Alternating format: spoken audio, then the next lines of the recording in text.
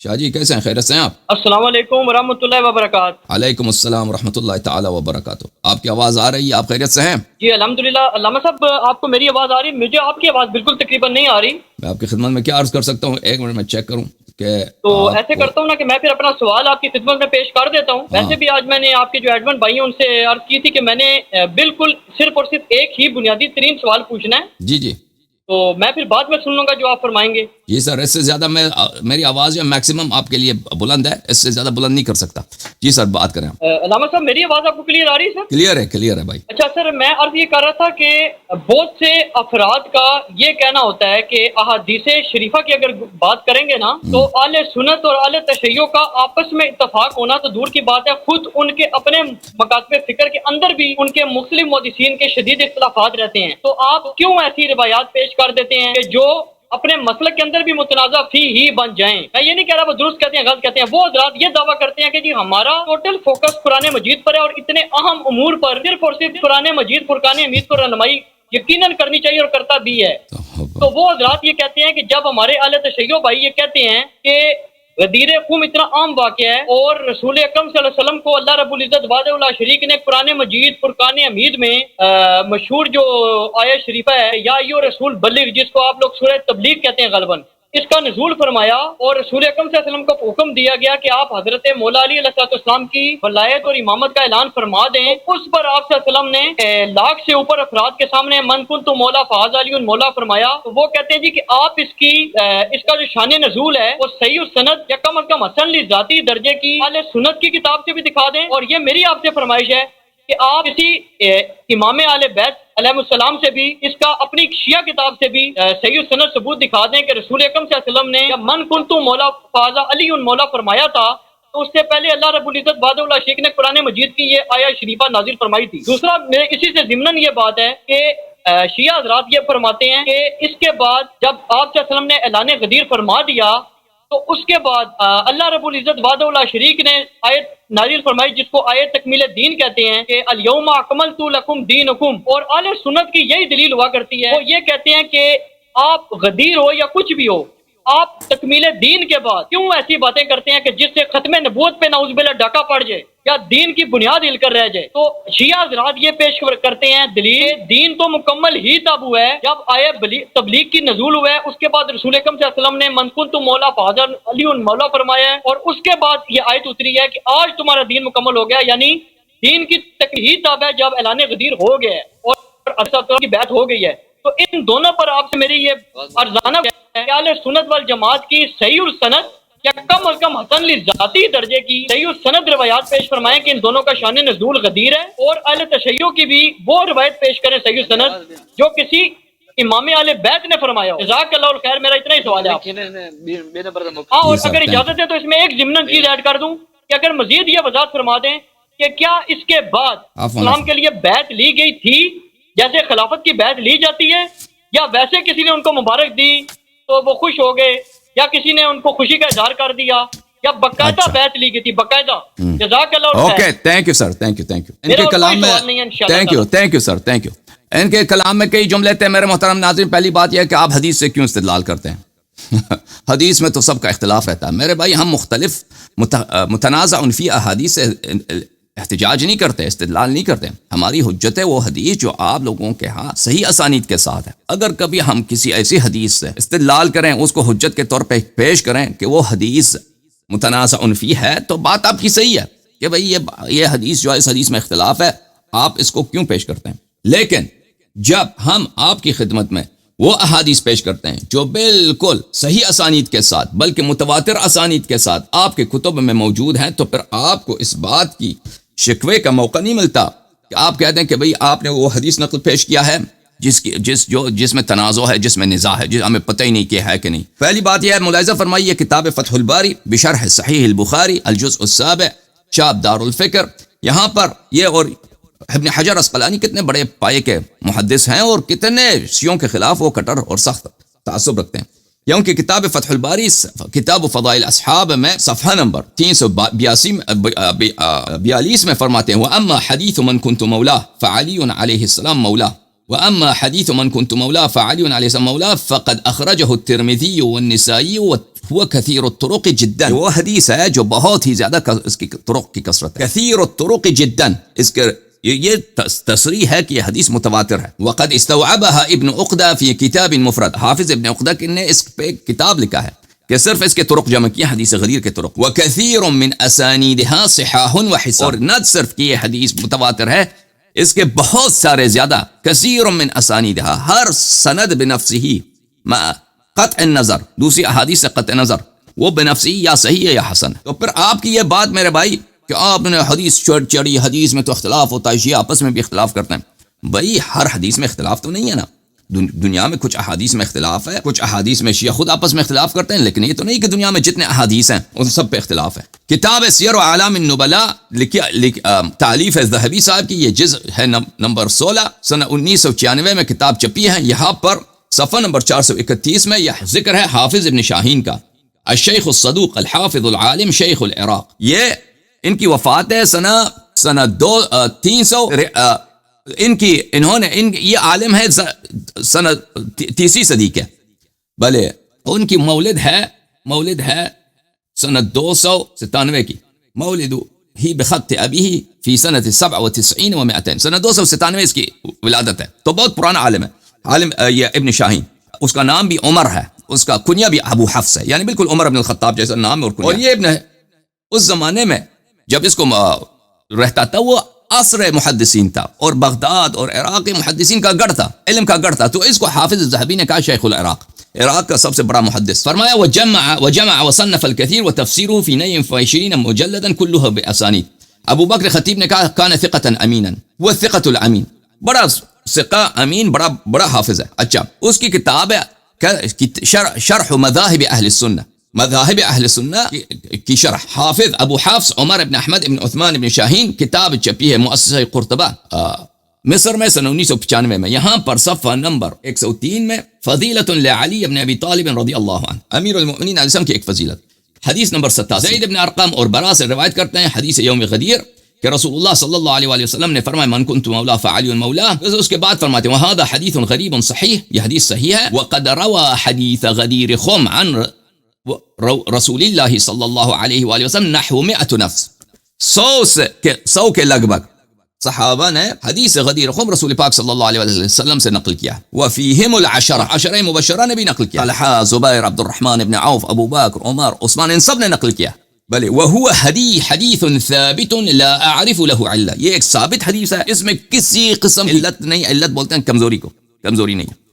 تو ایک حدیث ہے جو 100 کے لگ بھگ صحابہ نے نقل کیا، بلکہ 100 سے زیادہ نقل کیا. تو آپ اس کو نہ کہ یہ کہے تو آپ شیعہ ایسے حدیث کو لے کر ہیں جو ہمیں پتہ نہیں ہے صحیح ہے غلط. لیکن آپ نے جو مقدمہ باندھا ہے میرے بھائی علی الاحسن، آپ کے مقدمہ صحیح نہیں، غلط بات. انصاف رکھنی چاہیے.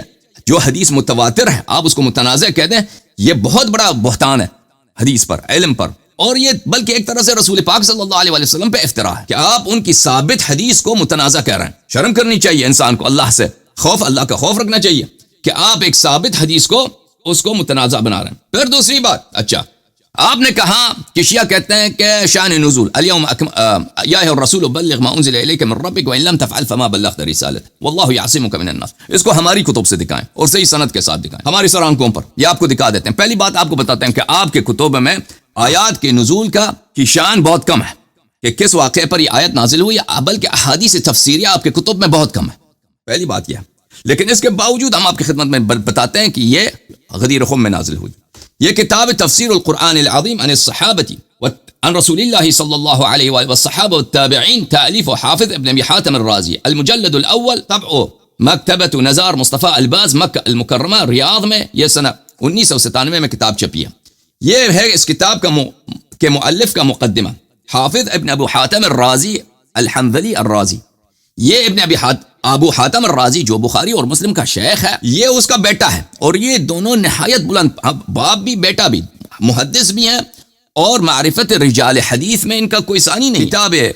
کتاب رجال جو ہے ابو حاتم الرازی کی، بلکہ اس کے بیٹے کی، ابن ابی حاتم اسی بیٹے کی ہے کہ وہ اپنے والد سے اس نے جرح و تعدیل نقل کیا. جرح و تعدیل ابن ابی حاتم الرازی، وہ کتاب ایک ہی نہایت ہی اساسی کتب میں سے، جو کتاب تاریخ محمد ابن اسماعیل بخاری سے بھی زیادہ اہم ہے، کیونکہ محمد ابن اسماعیل بخاری اپنی کتاب میں جرح و تعدیل نہیں کرتا، لیکن یہ کرتا ہے، اور اس کا شیخ بھی ہے. اچھا، اتنا بڑا محدث اس نے تفسیر کی کتاب لکھی ہے، اور کیسے لکھی ہے؟ روایی تفسیر لکھی ہے، روایات پر اور احادیث پر مشتمل تفسیر. اچھا، اس کتاب میں ملاحظہ فرمائیے صفحہ نمبر 14 میں، سألنی جماعت من اخوانی اخراج تفسیر القرآن مختصرا. ہمارے دینی بھائیوں نے میں سے کچھ بھائیوں نے مجھ سے تقاضا کیا ہے کہ میں ایک کتاب تفسیر لکھ دوں جو اخراج، جب بولتے ہیں نا اخراج تفسیر، کہ روایات پہ مشتمل ہو، مختصر ہو، مختصر ہو بأصح الاسانید، صحیح ترین اسانید کے ساتھ. کتاب نہ صرف صحیح ہو بلکہ صحیح ترین اسانید کے ساتھ. وحذف الطرق والشواہد، اور اس میں اگر ایک حدیث کے کئی طرق ہیں، میں اس طرق کو حذف کروں. ایک حدیث کے اگر شواہد موجود ہیں، یہ نقطہ ان کا بڑا اہم ہے. حدیث کے شاہد کو کیا بولتے ہیں؟ اگر ایک حدیث آپ کے پاس موجود ہے، ٹھیک ہے نا، اس کے متن میں کوئی ایسی بات ہے، وہی متن کی تائید دوسرے حدیث سے ہوتی ہے، تیسرے حدیث سے ہوتی ہے، چوتھے حدیث سے ہوتی ہے، ٹھیک ہے نا. تو آپ کے پاس یہ شواہد جمع ہو گئے کہ یہ حدیث صحیح ہے. اگر اس حدیث کے سند میں ضعف بھی ہو نا، تو شواہد کی وجہ سے اس کا ضعف برطرف ہو جاتا ہے. کیوں؟ کیونکہ دوسرے احادیث شہادت دے رہی ہیں کہ بھئی یہ حدیث صحیح ہے، ٹھیک ہے نا. تو کہتے ہیں کہ احادیث صحیح ترین اسانید کے ساتھ لاؤں اور اس میں سے شواہد حذف کروں، یعنی ایک ہی بات اگر کئی ایک احادیث میں ہے تو دوسروں کو حذف کروں. اس کا تو ان سے یہ خواہش کی گئی ہے. فَأَجَبْتُ إِلَى مُلْتَمَسِهِمْ فَتَحَرَّيْتُ إِخْرَاجَ ذَلِكَ بِأَصَحِّ الْإِخْبَارِ إِسْنَادًا. کہتے ہیں کہ میں اپنے بھائیوں کا، اپنے برادران کا، مسلمین کی یہ خواہش اجابت کی ہے، اور میں نے یہ ہمت کیا ہے کہ وہ احادیث جو صحیح ترین سند کے ساتھ ہوں ان کو نقل کروں. اچھا، جب یہ انہوں نے فرمایا ہے تو میرے محترم ناظرین، اپنے کتاب میں اسی کتاب کے صفحہ نمبر 1172 میں تفسیر سورۃ المائدہ میں قولہ تعالی بلغ ما انزل الیک من ربک، اللہ تعالیٰ کا فرمان انہوں نے ملتزم ہوئے، انہوں نے کیا، جیسے بخاری نے، جیسے مسلم نے، انہوں نے کیا کیا؟ انہوں نے تعہد کیا کہ اپنے کتاب میں صرف صحیح احادیث کو داخل کروں. انہوں نے کہا میں صحیح ترین احادیث داخل کروں گا. میں نے مقدمہ دکھایا، اور کوئی شخص نہیں کہہ سکتا کہ یہ مقدمہ ان کا نہیں ہے. اللہ یاری نے مثلا گڑی ہوئی ہے، علماء سب دیکھ رہے ہیں بھائی، اگر میں اس کو گڑا ہوا ہوتا تو وہ میرے سامنے آ جاتے.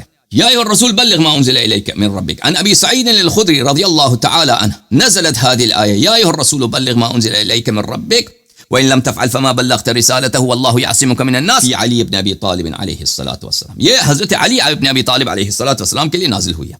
اچھا، میں ایک اور مزید اس حدیث کی صحت کے لیے آپ کو دکھاؤں.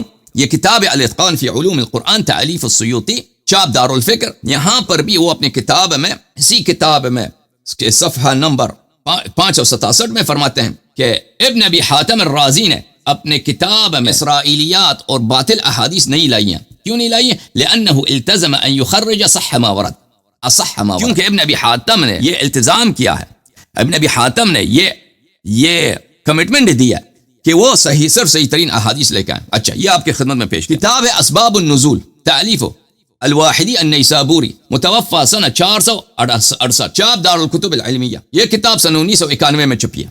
اچھا، ملاحظہ فرمائیے اس کتاب میں صفحہ نمبر 204 میں یا ایھا الرسول بلغ ما انزل الیک من ربک، حدیث نمبر 403 میں روایت کرتے ہیں نزلت هذه الآية يا أيها الرسول عن أبي سعيد الخدري نزلت هذه الآية يا أيها الرسول بلغ ما أنزل إليك من ربك يوم غدير خم في علي بن أبي طالب رضي الله تعالى عنه وسلام الله عليه. تو یہ آپ کی خدمت میں ثابت کیا. اب دوسری بات آپ نے کہا اليوم أكملت لكم دينكم. اب جب دین کامل ہو چکا ہے تو آپ نے شاید یہی کہا تھا کہ امامت کی وجہ کیا تو جماعت مخالفین کہتے ہیں کہ آیت کا شان نزول کہاں؟ اليوم اکملت لکم دینکم کا کہتے ہیں اس کا شان نزول ہے عرفہ میں. اليوم اکملت لکم دینکم کا شان نزول کہاں پر ہے؟ عرفہ میں. اچھا، عرفہ میں پہلی بات ہے کہ میں آپ کو 2-3 احادیث دکھاؤں. 1 منٹ مجھے اجازت دیں. ایک کتاب ہے لائبریری میں پڑھی ہے، چل وہ کتاب نہیں لے کے آتا، جو کتابیں بھی ساتھ اسٹوڈیو میں وہ دکھاتا ہوں. 1 منٹ. کتاب شواہد تنزیل، شواہد التنزیل لقواعد التفضیل، تألیف الحاکم الحسکانی الحذاء الحنفی النیسابوری، طبع سنة 1974، 1974 میں یہ کتاب چھپی ہے. اچھا، اس کتاب میں آپ کو لے کے چلتے ہیں صفحہ نمبر 156 میں. صفحہ نمبر 156 اليوم اکملت لکم دینکم واتممت علیکم نعمتی. یہاں پہ کئی ایک روایات لے کے آئے ہیں. حدیث نمبر 210 روایت کرتے ہیں ان ابی ہریرہ من صام یوم 18 من ذی الحجہ کتب اللہ له الصیام 60 شہرا. جو لوگ 18واں ذی الحجہ کے 18 تاریخ کو روزہ رکھے اس کو اللہ تعالیٰ 60 مہینوں کے سیام کا، روزے کا ثواب دیتا ہے. وہ یوم غدیر خم، وہ یوم غدیر خم میں لما اخذ رسول اللہ صلی اللہ علیہ وآلہ وسلم بید علی بن ابی طالب علیہ السلام فقال من كنت مولا فهذا علی علیہ السلام مولا.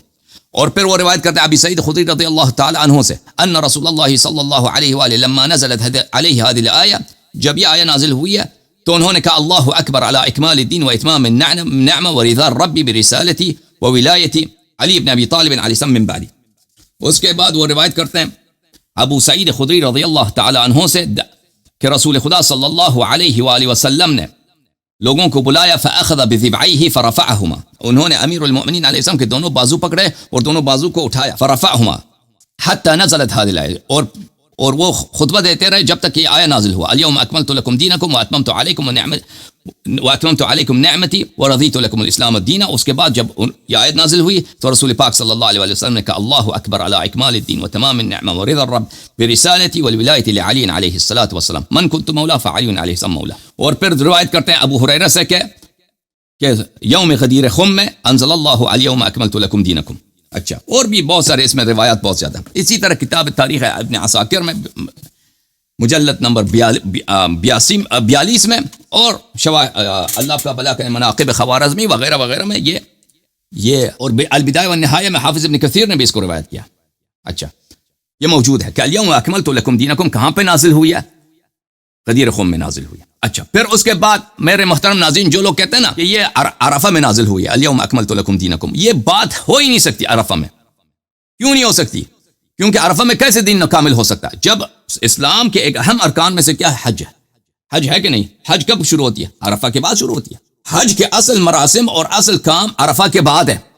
عرفہ کے بعد ہے کہ آپ مزدلفہ سے عرفہ کے میدان سے مزدلفہ کی طرف جاتے ہیں، وہاں پہ رات کو رکنے کے لیے نماز مغرب و عشاء پڑھنا مزدلفہ میں واجب ہوتا ہے۔ مزدلفہ سے پتھر کنکریا اٹھانا اگلے دن کے لیے کہ ہم نے پتھر مارنا وہ واجب ہوتا ہے۔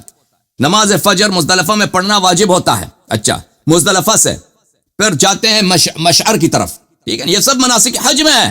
الیوم اکملت لکم، حج ابھی سکھایا ہی نہیں پیغمبر نے، الیوم اکملت لکم دینکم، حج ابھی کیا ہی نہیں، الیوم اکملت لکم دینکم۔ اتنا سوچا ہوتا کم از کم جس نے حدیث بنائی ہے نا، حدیث گڑی ہے کہ الیوم اکملت لکم دینکم، یہ عرفہ میں نازل ہوئی ہے، کم از کم یہ جھوٹ نہ بولتا، کہتا کہ مثلا حادی عشر کو یوم عاشر کو روز عید نازل ہوئی ہے، روز 11ویں کو نازل ہوئی ہے، عرفہ میں کیسے یہ کامل ہو سکتا ہے؟ اچھا، وہاں سے پھر جاتے ہیں مشعر کو، مشعر میں جاتے ہیں پتھر مارتے ہیں، وہاں سے جاتے ہیں پھر ذبح کرتے ہیں، جن کی قربانی ہوتی ہے وہ ذبح کرتے ہیں، پھر یہ مستحب ہوتا ہے کہ انسان اس ذبح سے کھائے، یہ سب مناسک حج میں ہے۔ پھر اس کے بعد بال ٹینڈ کرتے ہیں یا بال کاٹتے ہیں، ٹھیک ہے نا، پھر اس کے بعد مشعر سے چلتے ہیں کس کی طرف؟ مکے کی طرف چلتے ہیں، واپس مسجد الحرام میں آتے ہیں، مسجد الحرام میں آ کر وہاں پہ طواف کریں گے، طواف کے بعد مقام ابراہیم علیہ الصلوۃ والسلام کے ساتھ 2 رکعت نماز پڑھیں گے، اور اس کے بعد زمزم کے پانی پینا مستحب ہوتا ہے، اس کے بعد صفا و مروہ کے درمیان سعی کریں گے، آپ لوگ طواف النساء نہیں کرتے، شیعہ طواف النساء کریں گے، اس کے بعد طواف الوداع کریں گے۔ یہ حج کے اعمال ہیں، یہ تو پیغمبر نے سکھایا نہیں تھا، وہاں پر کسی کو اس زمانے میں آتا بھی نہیں تھا کہ حج کس طرح کرنا ہے، الیوم اکملت لکم دینکم، ٹھیک ہے نا، اکملت لکم دینکم یہ ہے۔ اچھا، پر پتہ یہ چلا میرے محترم ناظرین، ابھی تک ہم نے کیا ثابت کیا آپ کی خدمت میں؟ ثابت کیا کہ حدیث غدیر، ابھی اسی لمحے جو علی الحسن بھائی نے سوال کیا ہے، حدیث غدیر کی سند بلا فوق شبہ ہے، اس میں کسی قسم کا شک نہیں ہے۔ یہ ایسے حدیث نہیں ہے کہ ہم ایک متنازع حدیث سے کہ ایک حدیث میں اختلاف ہے اس کو حجت کے طور پہ لا رہے ہیں، نہیں، صحیح حدیث کو لے کے آ رہے ہیں۔ اس کے بعد شان نزول صحیح سند کے ساتھ ثابت کیا، الیوم یا ایھا الرسول بلغ ما انزل الیک من ربک وان لم تفعل فما بلغت رسالته واللہ یعصمک من الناس، یہ آپ کی کتابوں سے ثابت کیا کہ یہ غدیر خم میں نازل ہوئی ہے، اور اس کا ہمارے پاس اس کے حوالے بہت زیادہ ہیں، ہم نے اختصار کیا ابھی، ٹھیک ہے نا، اس کے حوالے بہت زیادہ۔ جب یہ ثابت ہوا کہ یا ایھا الرسول بلغ ما انزل الیک من ربک وان لم تفعل فما بلغت رسالته، جب آپ کے کتب سے ثابت ہوا نا اس کے شان نزول غدیر خم میں امیر المؤمنین علیہ الصلوۃ والسلام، تو یہ خود بخودی خود بہت واضح قرینہ ہے کہ اس کا مراد حدیث من کنت مولا کا مطلب دوستی نہیں ہو سکتا، دوستی نہیں ہو سکتا، کیونکہ اگر کچھ مثلا 3-4 صحابہ کو امیر المؤمنین، وہ حدیث ہے ہی نہیں اس طرح کی، 3-4 صحابہ کو امیر المؤمنین علیہ الصلوۃ والسلام سے کچھ رنجش خاطر تھا بھی، تو اس طرح پیغمبر صلی اللہ علیہ وسلم کو اس طرح کا تہدید کرنا اور اس طرح دھمکی دینا، وَإِن لَمْ تَفْعَلْ فَمَا بَلَّغْتَ رِسَالَتَهُ، اگر آپ نے اس بات کی، آپ نے تبلیغ نہیں کیا تو آپ نے رسالت میں خیانت کیا۔ اور بھئی یہ اتنا اہم کام ہے، پیغمبر صلی اللہ علیہ وسلم نے 23 سال خون جگر کایا ہے، انہوں نے عزیزوں کو قربانی دی ہے، ان کے چچا کا مثلا ہو گیا، ان کے چچا حضرت حمزہ علیہ الصلوۃ والسلام کے ناک کاٹے گئے، ان کے زبان کاٹے گئے، ان کا ہونٹ کاٹا، ان کے جگر ہند نے کھائی ہے، ٹھیک ہے نا. انہوں نے اپنا گھر بار چھوڑ دیا. ہر قسم کی آپ قربانی دیکھیں پیغمبر صلی اللہ علیہ وسلم نے دیا ہے. آخر میں ایک ہی بہت ہی ایک نااہم بات کے لیے جو سب مسلمانوں کو پتہ ہے کہ امیر المؤمنین علیہ السلام مسلمانوں کے دوست ہے, دشمن نہیں ہے. اس کے اگر آپ نے اس بات کو نہیں بتایا تو آپ نے پیغمبر رسالت میں خیانت کی. یہ اتنا اہم ہے یا نہیں کہ اگر آپ کے بعد صحیح امام نہ ہو, سب پہ حجت تمام نہ ہو, تو یہ آپ نے رسالت میں خیانت کیا نا. وہ یہ امامت وہ ایسی بات جس پہ پورے اسلام اور پورے دیانت کا اس پہ ہدایت کا مدار ہے. کہ رسول پاک صلی اللہ علیہ وسلم نے فرمایا کہ اگر میرے اہل بیت کی اتباع کرو گے کبھی گمراہ نہ ہو جاؤ گے. پوری امت کی گمراہی سے بچنے کا طریقہ کار ہے, اس کے اعلان کی بات ہے کہ امیر المؤمنین علیہ السلام کی امامت کا اعلان کیا جائے, تاکہ جو سب کے لیے قیامت تک حجت ثابت ہو کہ راہ حق جو ہے وہی ہے اہل بیت علیہ السلام کی اتباع ہے. ٹھیک ہے, یہ بخوبی خود واضح ہو گیا. پھر اس آیت سے اس کی دلالت بھی پتہ چل جاتا ہے. الیوم اکملت لکم دینکم بھی ہم نے شان نزول بھی ثابت کیا, اور کمال دین بھی امامت سے ہے, یہ بھی ثابت ہو گیا. اب آپ نے کہا تھا کہ اس کو شیعہ کتب سے دکھائیں, تو بسم اللہ. شیعہ کتب میں اس کا حدیث تو بہت زیادہ ہے. آپ یہ مطالبہ نہ کرتے تو آپ کے لیے بہتر تھا. یہ کتاب ہے الکافی, الاصول من الکافی للکلینی رحمہ اللہ. اصول من الکافی جلد نمبر 1, چاپ دار الکتب الاسلامیہ, جزء اول, کتاب الحجہ. یہ کون سی باب ہے بھائی؟ باب ما نص اللہ عز وجل علی الائمة علیہم السلام واحدا فواحدا.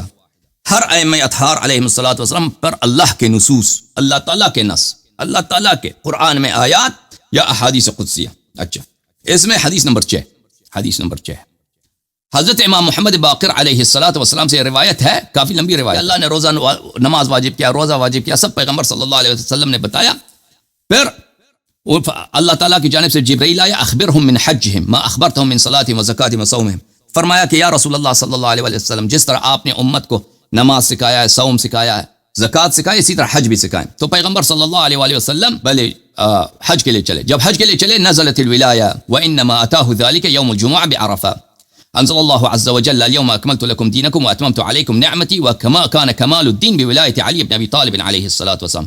فقال عند ذلك رسول الله صلى الله عليه وآله أمتي حديث عهد بالجاهلية ومتى أخبرتهم بهذا في ابن عمي يقول قائل ويقول قائل. فقلت في نفسي من غير أن ينطق بي لساني فأتاني عزيمة من الله عز وجل بتلة أوعدني إن لم أبلغ أن يعذبني فنزلت يا أيها الرسول. کیونکہ رسول اللہ صلی اللہ علیہ وآلہ وسلم نے عرفہ میں بھی امامت کا اعلان کیا تھا. حدیث ثقلین, حدیث الخلفاء من بعد 12, اور ان کے نام بھی رسول پاک صلی اللہ علیہ وآلہ وسلم نے عرفہ میں اعلان کیا تھا. اب اس کے احادیث شیعہ کتب میں بھی موجود ہیں, مخالفین کے کتب بھی موجود ہے. عرفہ میں اعلان کیا تھا, اب وہ میں دکھاؤں گا آپ کو انشاءاللہ تبارک و تعالی. عرفہ میں جب اعلان کیا تھا تو صحابہ نے شور مچایا تھا. وہ کتاب مسلم میں موجود ہے, میں آپ کو دکھاؤں. یہ کتاب صحیح مسلم, چاپ دار الفکر. یہاں پہ ملاحظہ فرمائیے, یہاں پہ کئی ایک احادیث ہیں. جابر بن سمرہ سے یہ حدیث ملاحظہ فرمائیے کہ رسول پاک صلی اللہ علیہ وآلہ وسلم, میں اپنے والد کے ساتھ گیا اور فسمعته يقول لا يزال هذا الدين عزيزا منيعا الى 12 خلیفہ فقال كلمة سمنيها الناس. پیغمبر صلی اللہ علیہ وآلہ وسلم نے 12 اماموں کا ذکر کیا کہ اسلام کی عزت, اسلام کی دفاع 12 اماموں پر منحصر ہے, 12 خلفاء پر منحصر ہے. تو اس کے بعد لوگوں نے بڑا شور مچایا. سمنیہ الناس, لوگوں نے مجھے بہرا بنایا. سمنیہ الناس, لوگوں نے اتنا شور کیا کہ مجھے کچھ نہیں سنائی دیا. فقلت لابی ما قال قال كلهم من قریش. میں نے لوگوں سے رسول پاک صلی اللہ, میں نے اپنے والد سے پوچھا کہ پیغمبر صلی اللہ علیہ وسلم کیا کہہ رہے ہیں. انہوں نے کہا کہ یہ سب قریش کے ہیں. سنن ابی داؤد, چاپ دار الفکر, یہاں پر ملاحظہ فرمائیے یہ حدیث نمبر لا يزال هذا الدين, جابر بن سمرہ سے روایت ہے, لا يزال هذا الدين عزيزا الى 12 خليفه فكبر الناس وضجوا ثم قام كلمه خفيفه قال كلهم من قريش. رسول پاک صلی اللہ علیہ وسلم نے فرمایا کہ اس اسلام کی عزت کا دار و مدار 12 خلفاء سے ہے. لوگوں نے تکبیر کیا اور شور مچایا. پھر اس کے بعد پیغمبر صلی اللہ علیہ وسلم نے کوئی بات کی, شور کی وجہ سے مجھے سنائی نہیں دی. میں نے پوچھا کہ کون ہے, تو میرے والد نے کہا کہ یہ اس کی بات کر رہے ہیں, 12 کہہ رہے ہیں کہ سب قریش سے ہوں گے. تو یہ آپ کے کتب میں موجود ہے, فرائض السمتین میں, جو آپ ہی کے کتب میں سے, اس میں 12 اماموں کا اسی موقع پر کہ پیغمبر صلی اللہ علیہ وسلم نے 12 اماموں کے نام بھی بتائے, تو وہ بھی موجود ہے. اچھا, تو اس وقت رسول پاک صلی اللہ علیہ وسلم نے جب یہ آیت نازل ہوئی کہ آپ نے اعلان امامت بھی کیا, آپ نے اعلان رسالت کیا, تو لوگوں نے شور مچایا, پر لوگوں کو سنائی نہیں دی. تو اس وقت بھی آیت اکمال نازل ہوا تھا. تو پیغمبر صلی اللہ علیہ وآلہ وسلم نے کہا تھا, وہ بھی امامت کی وجہ سے, نہ کسی اور وجہ سے. تو پیغمبر صلی اللہ علیہ وسلم نے جبرائیل سے کہا تھا کہ لوگ مجھے بات نہیں کرنے دے رہے اور مجھے بتانے نہیں دے رہے. تو اللہ تعالیٰ نے نازل فرمایا, اللہ تعالیٰ نے, یہ کتاب کافی ہے, اللہ تعالیٰ نے نازل فرمایا بلی فقال عند ذلك امتی حدیث العہد بالجاہلیہ, اور میری امت حدیث العہد بالجاہلیہ ہے. اور یہ میری اور یہ میری جو ہیں یہ میری بات کو نہیں مانیں گے اگر میں اپنی بائی کا وَمَتَا أَخْبَرْتُهُمْ بِهَذَا فِي ابن عمی، اور میں جب ان کو بتاؤں کہ میرے ابن عم، میرے چچا زاد بھائی میرے جانشین ہیں، یہ قال یقول قائل ویقول قائل، لوگ طرح طرح کی باتیں کریں گے، لوگ نہیں مانیں گے. فقلت فی نفسی من غیر ان ينطق به لسانی، میں نے یہ کہا تھا، میرے دل میں یہ بات تھی. اچھا، پھر اس وقت اللہ تعالیٰ کی جانب سے مجھ پہ آیت نازل ہوئی، یا ایھا الرسول بلغ ما انزل الیک من ربک وان لم تفعل فما بلغت رسالته والله يعصمك من الناس ان الله لا يهدي القوم الكافرين. فاس وقت اللہ تعالیٰ کی جانب سے نازل ہوئی، فاخذ رسول اللہ صلی اللہ علیہ وآلہ وسلم بید علی فقال ایھا الناس انه لم يكن نبی من الانبیاء ممن كان قبل الا وقد كان امره الله. پھر جب یہ آیت نازل ہوئی تو رسول پاک، یہ غدیر خم کی بات ہو رہی ہے، پھر جب یہ آیت نازل ہوئی تو رسول پاک صلی اللہ علیہ وسلم نے امیر المؤمنین علیہ السلام کا ہاتھ لیا اور کہا کہ میں اس سے جو پہلے انبیاء تھے ان کی جو ہے عمر کافی لمبی تھی اور میری عمر کم ہے ان کے مقابلے میں.